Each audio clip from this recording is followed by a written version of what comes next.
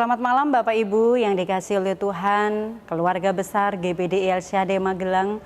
Kita boleh kembali akan merenungkan firman Tuhan sebelum kita beristirahat malam hari ini. Saya mengambil di dalam pembacaan kita, Kitab Mazmur 135,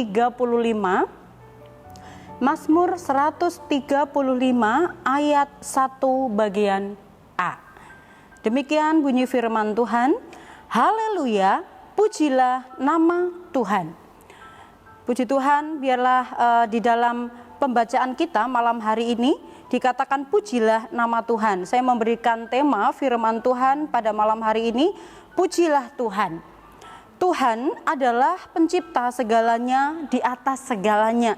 Semua makhluk dan ciptaannya patut untuk memuji, patut untuk mengagungkan akan kebesaran Tuhan. Sebab Dia adalah Allah, sebab Dia adalah Allah yang menciptakan alam semesta ini. Dia di atas segala-galanya. Dan biarlah hati kita senantiasa membawa puji-pujian kepada Tuhan. Puji artinya adalah pernyataan atau rasa pengakuan dan penghargaan yang tulus akan kebaikan atau keunggulan sesuatu. Kalau kita tahu bahwa pujian, pengagungan kita kepada sesuatu yang lebih tinggi, maka kita tahu bahwa Tuhan Allah yang besar, Allah di atas segala Allah, itulah yang membuat kita untuk kita selalu menaikkan puji-pujian kepada Dia sebagai bukti bahwa kita mengagungkan Tuhan, yaitu kita bisa menaikkan pujian bagi Tuhan. Dan Tuhan layak menerima pengagungan, kemuliaan, penghargaan tertinggi dari seluruh umat manusia.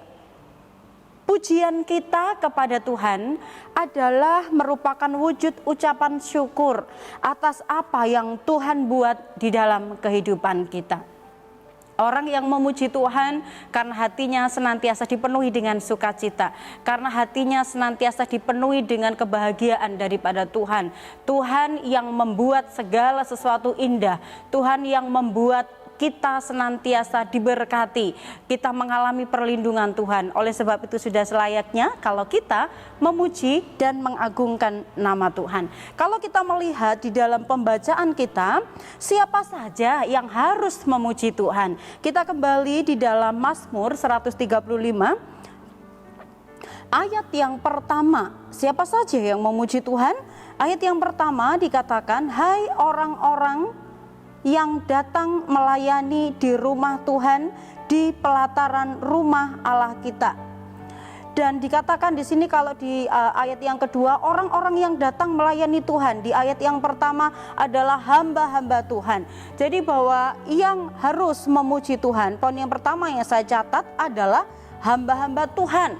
Kemudian yang kedua, pelayan-pelayan Tuhan. Yang ketiga di ayat yang ke-19 di sana, umat-umat Tuhan sudah selayaknya juga memuji dan mengagungkan nama Tuhan. Kemudian yang keempat saya mencatat di ayat yang ke-20. Di ayat yang ke-20, semua orang yang takut akan Tuhan. Dari poin-poin yang saya sampaikan tadi Bapak Ibu, bahwa siapa saja yang harus memuji Tuhan. Di sini ada hamba Tuhan, ada pelayan Tuhan, ada umat-umat Tuhan, dan justru dikatakan semua orang yang takut akan Tuhan. Berarti tidak ada perbedaan siapa yang harus memuji Tuhan. Siapa saja, di mana orang yang menyadari bahwa mereka sudah mengalami kebaikan-kebaikan Tuhan, maka sudah sepatutnya mereka menaikkan puji-pujian bagi Tuhan. Kalau kita melihat di gereja kita mengadakan program El Shaddai bernyanyi, Bapak Ibu boleh memberikan pujian bagi Tuhan, mempersembahkan pujian bersama dengan keluarga untuk menaikkan pujian kepada Tuhan sebagai rasa ucapan syukur karena Tuhan yang selalu baik di dalam kehidupan kita. Kita bisa memberikan pujian yang terbaik bagi Tuhan dari hati kita dengan segala kerinduan, ketulusan kita untuk kita memberikan pengagungan dan pujian kepada Tuhan. Tidak ada perbedaan bagaimanakah orang-orang yang memberikan puji-pujian kepada Tuhan. Tidak ada yang mengatakan bahwa hanya orang-orang yang punya kedudukan, atau hanya hamba-hamba Tuhan, atau hanya orang-orang yang melayani Tuhan saja. Aku sudah tua, aku nggak mau melayani Tuhan, aku nggak mau memberikan pujian bagi Tuhan. Tetapi firman Tuhan berkata bahwa semua orang yang takut akan Tuhan, mereka sudah sepatutnya memberikan puji-pujian bagi Tuhan. Bagaimanakah dengan Bapak Ibu? Bagaimana dengan kita? Apakah kita juga merindukan untuk senantiasa menaikkan pujian bagi Tuhan? Bernyanyi, memuji Tuhan tidak selalu di atas mimbar, tidak selalu hanya di gereja. Ketika kita mungkin dalam perjalanan, ketika kita mungkin ada di dalam melakukan aktivitas atau pekerjaan, kita bisa memuji Tuhan. Karena saat kita memuji Tuhan, hadirat Tuhan turun dan kita merasakan sukacita daripada Tuhan. Kekuatan Tuhan menyertai kita senantiasa saat kita selalu menaikkan puji-pujian bagi Tuhan. Alasan mengapa kita harus memuji Tuhan. Yang pertama, di ayat 3 bagian A, pujilah Tuhan sebab Tuhan itu baik. Kapan kita merasakan kebaikan Tuhan? Tentunya setiap hari, Bapak Ibu. Setiap hari kita masih diberikan nafas hidup, kita masih diberikan kesehatan, kita masih diberikan perlindungan. Itu adalah bukti tentang kebaikan Tuhan yang senantiasa Tuhan berikan kepada kita yang percaya dan mengasihi Dia.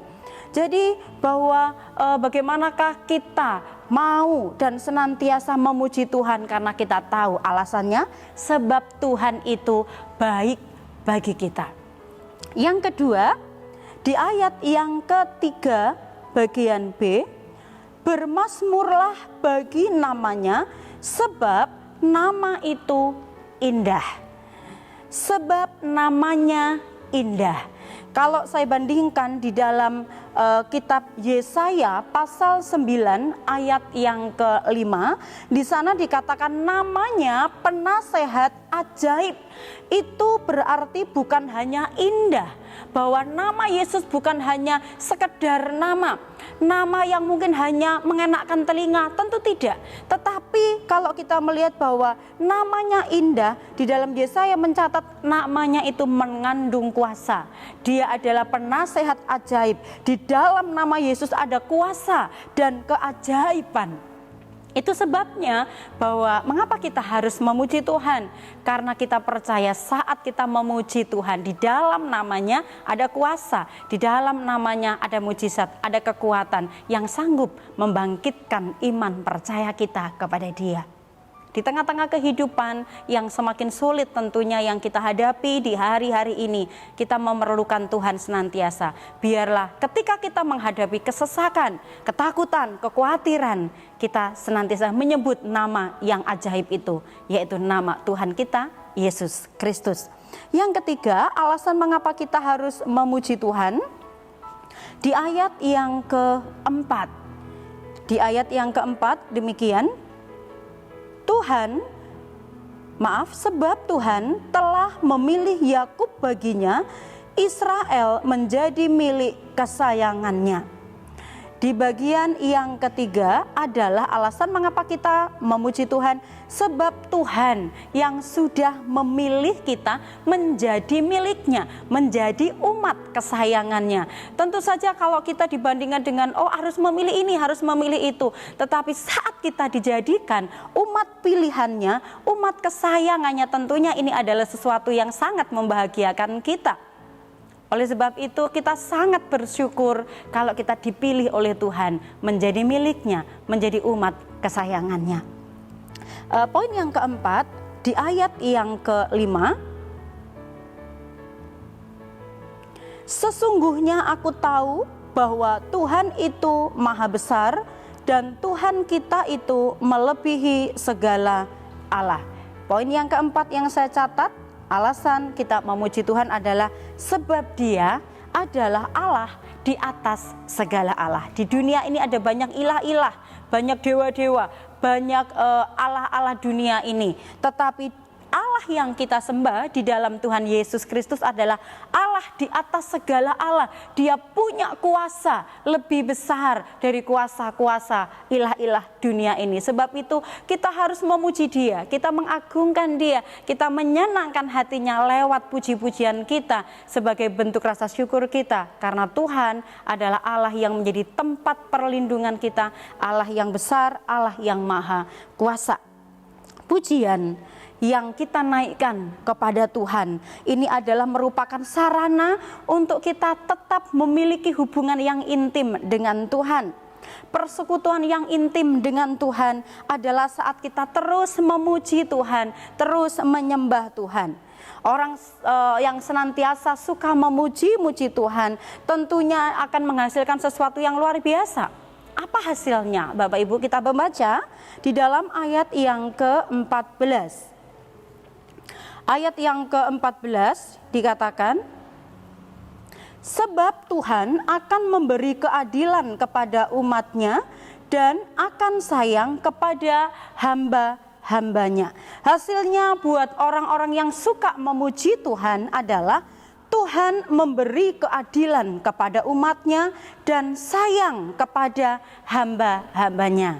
Kita mau senantiasa diberikan keadilan oleh Tuhan dan juga disayangi oleh Tuhan. Oleh sebab itu, mari seluruh kehidupan kita jadikan sebagai umat-umat yang senantiasa memuji, mengagungkan Tuhan, menyenangkan hati Tuhan lewat nyanyian-nyanyian yang kita naikkan kepada Tuhan.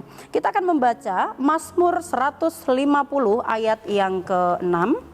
Demikianlah firman Tuhan, biarlah segala yang bernafas memuji Tuhan, haleluya.